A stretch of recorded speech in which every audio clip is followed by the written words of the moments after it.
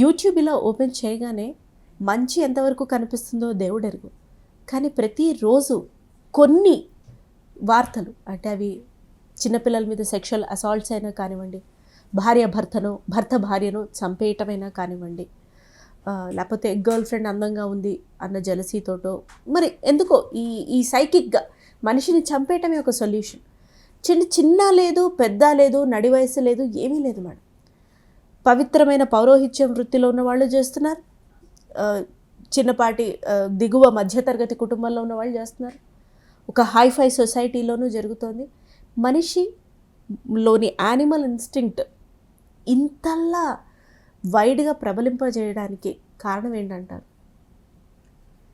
ఇవాళ రేపు సునైనా అందరికీ ఇన్స్టెంట్ గ్రాటిఫికేషన్ అంటే వెంటనే అయిపోవాలి, అంతే తప్పితే మనకి కలిగిన కోరిక మంచిదా చెడ్డదా అది ఈ క్షణం ఇప్పుడే తీర్చుకోవాలా, లేకపోతే ఈ పరిస్థితులు అనుకూలంగా లేవా, ఎవరి మీద మనం అంటే ఆ కోరిక కలిగింది కానీ లేకపోతే అలాంటి ఇష్టం కానీ ఏం ఉంది, దాన్ని ఎలా ఆపుకోవాలి, మనకు కలిగిన ఫీలింగ్ని అది ఏమైనా అవ్వచ్చు, ఇప్పుడు ఇష్టమైనా అవ్వచ్చు, చంపేస్తున్నారంటే కోపమైనా అవ్వచ్చు, ద్వేషం, పగ, ఇవి ఎమోషన్స్ని కంట్రోల్ చేసుకోలేక ఇన్స్టెంట్గా అయిపోవాలి. అంతే తప్పితే మనం ఉన్న పరిస్థితి ఏంటి, ఎక్కడున్నాం, ఎవరి మధ్యలో ఉన్నాం, అసలు ఈ పని చెయ్యొచ్చా, మనకు కలిగిన ఆలోచన సరి అయిందా కాదా, ఈ పని చేస్తే వచ్చే కాన్సిక్వెన్సెస్ ఏంటి, దానివల్ల నేను ప్లస్ నా చుట్టూ ఉన్న వాళ్ళు ఎలా నష్టపోతారు, దీనివల్ల ఇంట్లో ఫ్యామిలీ మెంబర్స్కి కలిగే బాధ ఏంటి, అవతల వ్యక్తికి హాని చేసినప్పుడు మొత్తం అవతల వాళ్ళ ఫీలింగ్స్ ఏంటి, అసలు ఇవేమీ ఆలోచించే స్థితిలో ఉండట్లేదు ఎవరు. అనుకున్నామా అయిపోవాలి, ఒక భావన కలిగిందా అది చేసేయాలి, దానికి సంబంధించిన గ్రాటిఫికేషన్ వెంటనే వచ్చేయాలి. అంతేగాని పోస్ట్పోన్మెంట్ ఆఫ్ దట్ గ్రాటిఫికేషన్ అంటే ఆ కలిగిన ఆలోచనని ఆలోచించి చెయ్యాలి అనే ఒక కాన్సెప్ట్ ఎందుకో తగ్గిపోతూ వస్తుంది. సో ఇప్పుడు అందుకే కదా ఇప్పుడు ఒక ఏదన్నా కొనుక్కోవాలనిపించింది, డబ్బు లేదు, ఏదన్నా చైన్ లాగేసైనా దారిలో ఆ డబ్బులతో కొనుక్కోవాలి, ఇలాంటివి. ఎందుకంటే ఒకటి ఎంతో కొంత సోషల్ మీడియా అంటే సోషల్ మీడియా అన్నను పిల్లల చేతుల్లో కూడా ఫోన్ వచ్చేయటం అనేది, సో వాళ్ళు చూసేది సోషల్ మీడియానే కాబట్టి అన్నా తప్పేమీ లేదు. సో ప్లస్ పేరెంట్స్కి కూడా పిల్లల మీద కంట్రోల్ అనేది తగ్గిపోతూ వస్తుంది. అంటే ఒకప్పుడు తల్లి తండ్రి ఉన్న స్థానం కానీ లేదంటే వాళ్ళకున్న పవర్ కానీ ఇవాళ తల్లిదండ్రులకి లేదు అనటంలో అస్సలు అతిశయోక్తి లేదు. ఇవాళ పిల్లలకు భయపడి పేరెంట్స్ బ్రతుకుతున్నారు. అవును మేడం. సో ఫోన్ ఇవ్వకపోతే గొడవే, ఇస్తే కంట్రోల్ పెడితే గొడవే, లేకపోతే మార్కులు ఏంటి తక్కువ వచ్చినాయి అని అడగాలన్నా ఒక తల్లికి తండ్రికి భయమే. ఎందుకంటే చుట్టూ ఉన్న ఇన్సిడెంట్స్ చూసి ఎవరో ఒకళ్ళిద్దరు సూయిసైడ్ చేసుకున్న వార్తలు వచ్చేస్తాయి.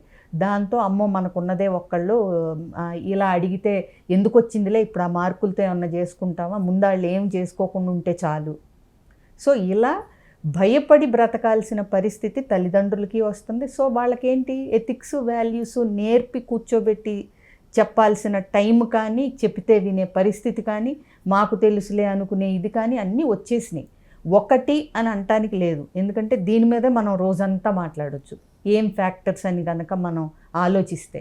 సో బేసిక్గా ఏంటంటే ఒక్కటే చెప్పగలను నేను, ఒకప్పుడు ఏదైతే పద్ధతి అని అనుకున్నామో ఇప్పుడు దానికి ఆపోజిట్గా చేస్తేనే ట్రెండ్. మీకు అర్థమైందా?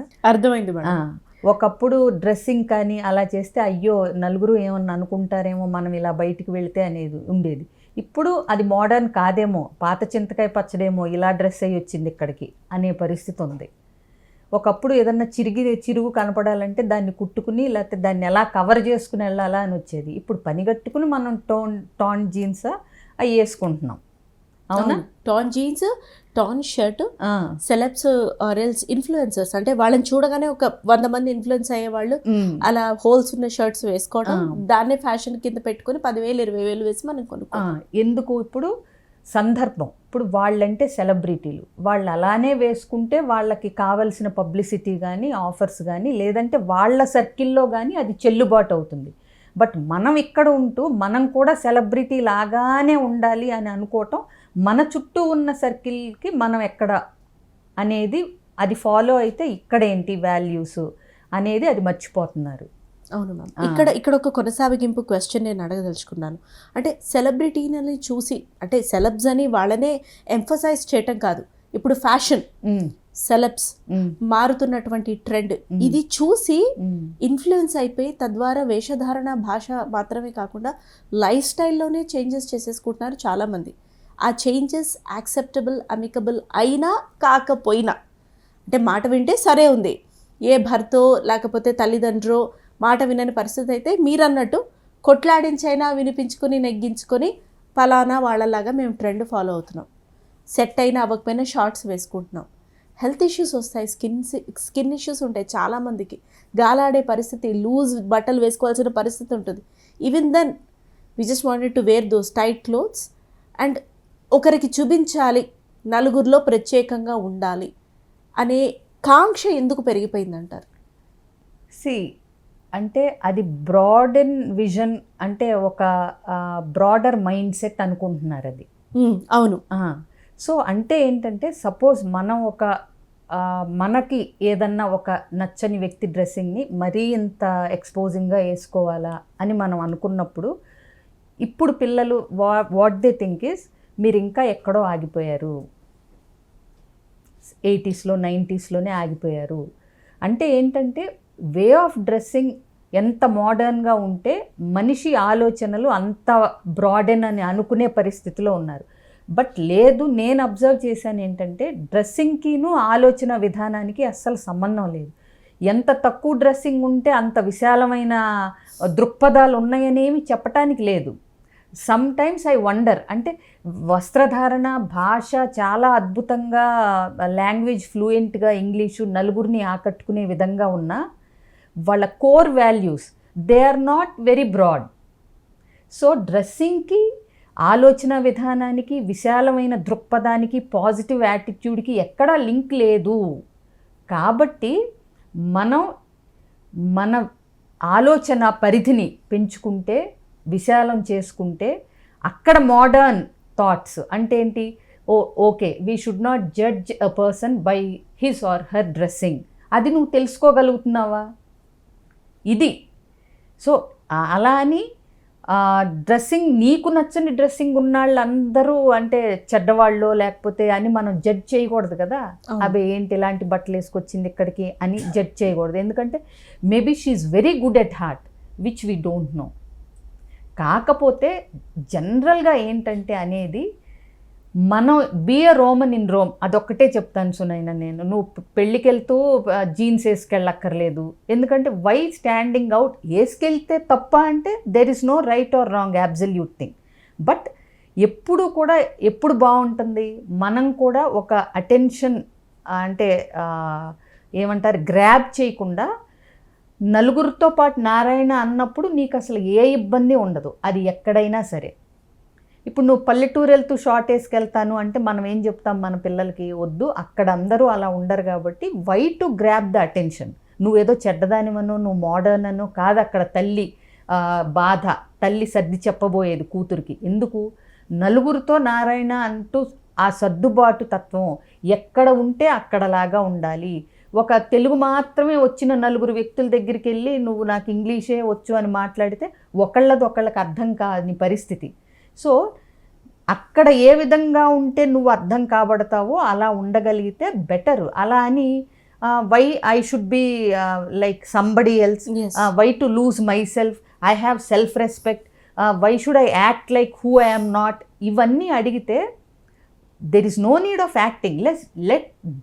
లెట్ యూ జెల్, అంతే, సర్వైవ్ అవ్వడం అంతే. ఇవి లైఫ్ స్కిల్స్. వీళ్ళు ఇప్పుడు ఏమనుకుంటున్నారంటే, మనకి పవన్ కళ్యాణ్ గారి సినిమాలో ఒక డైలాగ్ ఉంటుంది, ఎక్కడ నెగ్గాలో కాదు ఎక్కడ తగ్గాలో కూడా తెలిసిన వాడు విజ్ఞత కలవాడు మామూలుగా. అవునా? సో నువ్వు సందర్భాన్ని బట్టి ఉండటం అనేది తెలుసుకుంటే అసలు ఏ ప్రాబ్లము రాదు. ఇప్పుడు వాళ్ళకి లేని ఓపిక అదే. నేనెందుకు సందర్భానికి తగినట్టు ఉండాలి, నా పాటికి నేను ఉంటాను, సందర్భం ఇవన్నీ మీకు కానీ నాకేం సంబంధం, నేను ఇలాగే ఉంటాను. If you accept, otherwise it's your what ever it is. Yes. అంతే, అంత యాటిట్యూడ్ ఉంది మేడం. సో దానివల్ల ఏమవుతుందంటే పేరెంట్స్కి పిల్లలకి కూడా ఫ్రిక్షన్ పెరగటం, వీళ్ళకి ఎలా అర్థం చేయించాలి, ఇక్కడ ఉండాల్సిన పరిస్థితి ఇది అని ఎలా అర్థం చేయించాలి, ఇవి కూడా కొన్ని కన్ఫ్యూజన్స్ ఉన్నాయి. ఇక్కడ nobody is wrong, but they are being portrayed in a wrong way and they are presenting themselves in a wrong way where people can't comprehend them. అంతే తప్పితే ఎవరిని మనం విమర్శించక్కర్లేదు, ఎవరి ఇష్టం వచ్చినట్టు వాళ్ళు ఉండొచ్చు, ఎవరి రైట్స్ని ఎవరు కాలదన్నట్లేదు. కానీ దానివల్ల నువ్వేమి అట్రాక్ట్ చేస్తున్నావు బయట నుంచి, యూనివర్స్ నుంచి, జనాల నుంచి, అది నీ మనసుకి ఎలాంటి ఇంపాక్ట్ చూపిస్తుంది. వండర్ఫుల్. ఇది ఇంపాక్ట్ ఒకప్పటితో పోల్చుకుంటే ఇప్పుడు ఈ మధ్యన అట్లీస్ట్ ఒక 10 years నుంచి మ్యామ్, కోవిడ్ తర్వాత మనిషికి విలువ తెలిసింది, మనిషి యొక్క విలువ అనుకున్నాం, కానీ లేదు. పాతాళానికన్నా కింద స్థాయి ఏదైనా ఉంటే ఆ 14 లోకాల్లో లాస్ట్ లోకానికి కూడా వెళ్ళిపోయినాయి ఆ విలువలు అనేవి.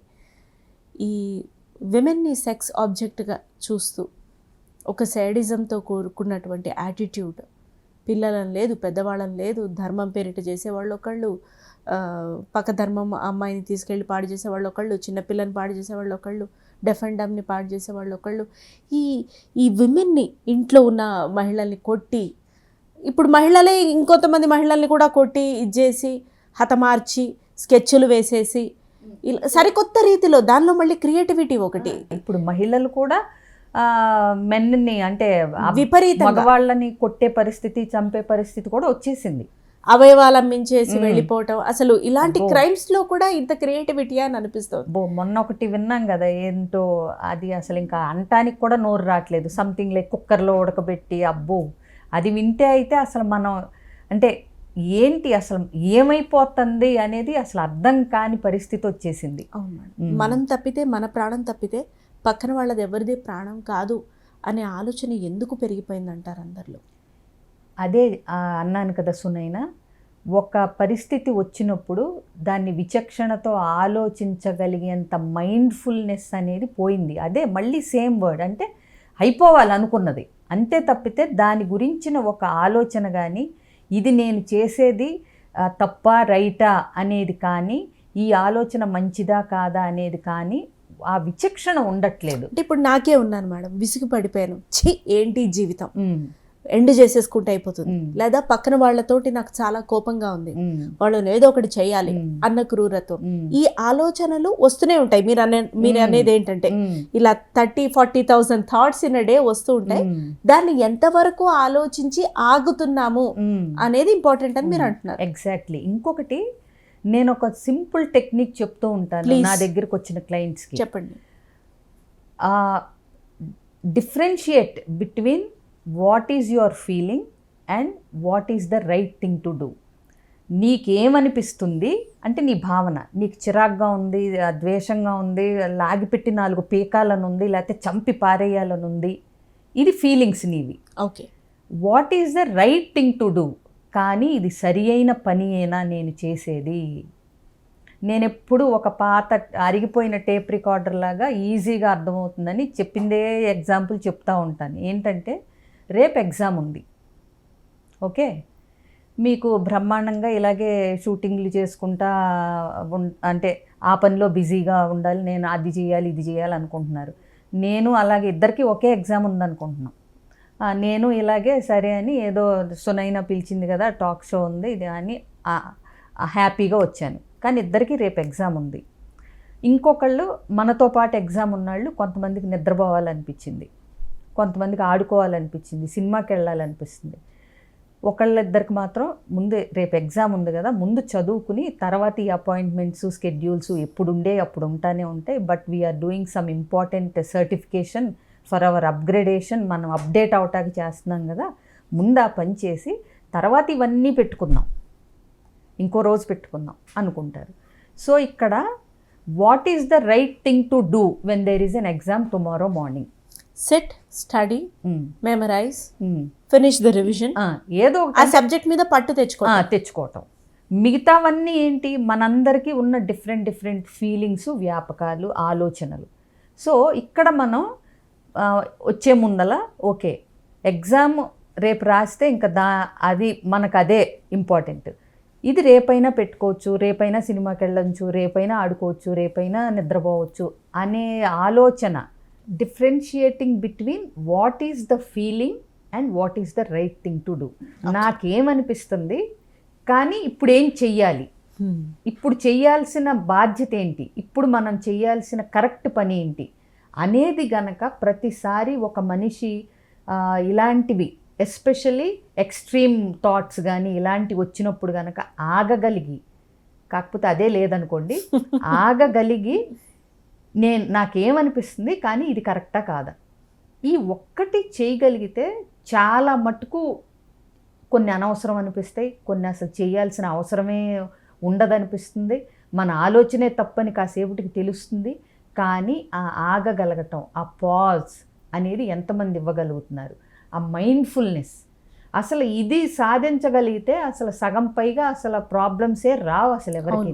ఒక మాట ద్వారా, చేత ద్వారా, ఎందుకు మాట్లాడాలనుకున్నప్పుడు కూడా నాకు అనిపిస్తుంది ఇది అనేయాలని, కానీ ఇది ఈ టైంలో నోరు విప్పి మాట్లాడడం కరెక్టా కాదా, ఈ టైంలో మౌనం కరెక్టా కాదా, ఎగ్జాక్ట్ ఈ టైంలో ఖర్చు పెట్టడం కరెక్టా కాదా, అవును, ఈ టైంలో మనిషిని పెళ్లి చేసుకోవడమో హతమార్చడమో లేదా వాళ్ళ మాన ప్రాణాలతో ఆడుకోవడమో కరెక్టా కాదా, నాకు అనిపిస్తోంది. ఓకే ఫైన్, నీకు అనిపించిందంతా నువ్వు కాదు. ఓకే, అర్థమైందా? అర్థమైంది. మనకు చాలా అనిపిస్తాయి కానీ అనిపించిందంతా మనం కాదు. We're different from our thoughts. ఎలా మేడం? అంతే, నీ ఆలోచన ఏంటి అనేది నువ్వు కాదు. ఎందుకంటే కొన్నిసార్లు మంచి ఆలోచనలు వస్తాయి, కొన్నిసార్లు చెడు ఆలోచనలు వస్తాయి, కొన్నిసార్లు యాంగ్షియస్ ఫీలింగ్ వస్తుంది. So you are not anxious, you are feeling anxious. రెండిటికి డిఫరెన్స్ ఉంది కదా, అవునా? అవును. Feeling anxious is based on the situation. You are feeling, నీ ఫీలింగ్ అది. కానీ you are not anxious, you are Sunaina, right? Sunaina is feeling anxious. See the difference. So మనల్ని మనం కూడా లేబుల్ చేసుకోకూడదు అట్లా, వీడు అలాంటి వాడు, వీడు ఇలాంటి వాడు, అంటే నేను పిరికివాడిని, లేకపోతే నాకు ఇలా మనల్ని మనం లేబుల్ కూడా చేసుకోకూడదు. సో ఇలాంటి నెగిటివ్ ఫీలింగ్స్ ఎస్పెషల్లీ ఉండటానికి ఇక రీజన్స్ కానీ రూట్ కాజెస్ కానీ చాలా ఉంటాయి. ఒక వ్యక్తి ఇంత పైశాచికంగా ఎందుకు తయారయ్యాడు అనటానికి రీజన్స్, రూట్ కాజులు కూడా చాలా ఉంటాయి. చిన్నప్పటి నుంచి పెరుగుతున్న వాతావరణంలో చూసి, వాళ్ళు పుట్టినప్పుడు అందరిది ఒకటే అంటే ఖాళీ బుర్ర, ఎవ్వరూ ఇలాంటి అంటే ఒక సేడిజంతో పుట్టారని కానీ, నార్సిజంతో పుట్టారని కానీ, హత్య చేయటాకే పుట్టాడన్నది కానీ ఏం ఉండదు. బట్ పిల్లల మనసులు స్పంజెస్ లాంటివి. వాళ్ళు చుట్టూ ఉన్న ఇది నుంచి, ఇంట్లో ఇన్ఫ్లుయెన్సెస్ నుంచి, చుట్టూ వాతావరణం, పెరిగిన ప్లేసు, వాటన్నిటి నుంచి, స్కూల్ కానీ ఫ్రెండ్స్ కానీ, వీటి నుంచి వాళ్ళు కొన్ని అబ్జార్బ్ చేసుకుని ఏది అందులో ఇంచుకున్నారు అంటే ఏమి లోపలికి తీసుకున్నారు, ఏది బయటకు వదిలేశారు అనేదే ఇంపార్టెంట్. ఎందుకంటే అదే పరిస్థితుల్లో పెరిగిన ఇద్దరు పిల్లలు వేరువేరుగా బిహేవ్ చేస్తారు. అలా అని అదే చూసి ఒకటే నేర్చుకున్నారా, ఇద్దరు ఒకటే చూసినా లేదు. అంటే ఏంటి, ఇక్కడ మళ్ళీ వాళ్ళు స్వతహాగా డెవలప్ చేసుకునే ఆలోచన పరిధి కానీ, విచక్షణ కానీ అన్నీ ఉంటాయి. So it's like complex thing అనమాట. ఒక మనిషి ఎందుకు ఇలా చేస్తున్నాడు అనేదానికి పూర్తిగా ఇదిగో ఇదే రీజన్ దీనివల్ల అని మనం చెప్పలేము. ఎందుకంటే there are number of factors. పుట్టినప్పటి నుంచి వాడు ఆ పని చేసే వరకు ఏమేం చూశాడు, ఎందుకు మారాడు, ఎలా మారాడు అన్నది మనకి అంటే రీసెర్చ్ చేస్తే కానీ తెలవదు. ఎస్పెషలీ ఒక హత్యలు, క్రిమినల్స్ ఇవి ఎందుకు ఇలా తయారవుతున్నారు, మంచిగా ఉన్నప్పుడు మనం ఆలోచించక్కర్లా. ఇప్పుడు రతన్ టాటా గారు ఎంత మంచిగా ఎందుకున్నారు అంటే ఆయన సంస్కారం అని అయిపోతుంది. కానీ ఎవరన్నా ఒక వ్యక్తి ఎందుకింత పైశాచికంగా హత్య చేశాడు అంటే దానికి బోల్డ్ ఉంటుంది రీసెర్చ్.